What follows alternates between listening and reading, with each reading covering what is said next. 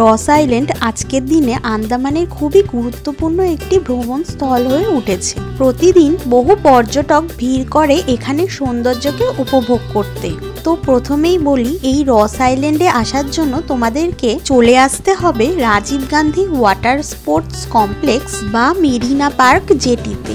এখান থেকেই স্পিড বোটে করে যেতে হবে রস আইল্যান্ড। পোর্ট ব্লেয়ার থেকে রস আইল্যান্ডের দূরত্ব একদমই বেশি নয়, মোটামুটি 15 থেকে 20 মিনিট সময় লাগবে পৌঁছতে। এখানে এন্ট্রি করলেই তোমরা দেখতে পাবে চারিদিকে ছড়িয়ে আছে ব্রিটিশ সরকারের বিলাসবহুল জীবনযাপনের এক প্রতিচ্ছবি। চোখে পড়বে ব্রিটিশ শাসনকালে নির্মিত চার্চ, গভর্নমেন্ট হাউস, সচিবালয়, বাগান, swimming pool, tennis court, hospital ইত্যাদির ধ্বংসাবশেষ। আর এরই মাঝে ঘুরে বেড়াচ্ছে ঝাঁকে ঝাঁকে হরিণ, যাদের তুমি চাইলেই নিজের হাতে খাওয়াতে পারবে। ব্রিটিশরা তৎকালীন সময় এই হরিণদের এখানে এনেছিল শিকারের জন্য। পরবর্তীকালে ব্রিটিশরা এখান থেকে চলে যাওয়ায় এরা এখানেই থেকে গেছে। এই রস আইল্যান্ডের নাম পরিবর্তন করে এখন নেতাজি সুভাষচন্দ্র বোস আইল্যান্ড রাখা হয়েছে। 1941 সালের এক ভয়ানক ভূমিকম্পতে এই আইল্যান্ড খুবই বাজেভাবে ক্ষতিগ্রস্ত হয়, আর অনেক মানুষ মারাও গিয়েছিলেন।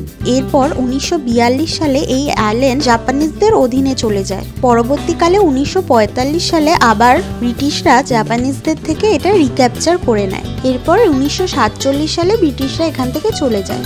মনে পড়ে গেল দেশের সেই কত অত্যাচারিত স্বাধীনতা সংগ্রামীদের কথা। এই জায়গাতেই কতই না অকথ্য অত্যাচার করা হয়েছিল তাদের ওপর।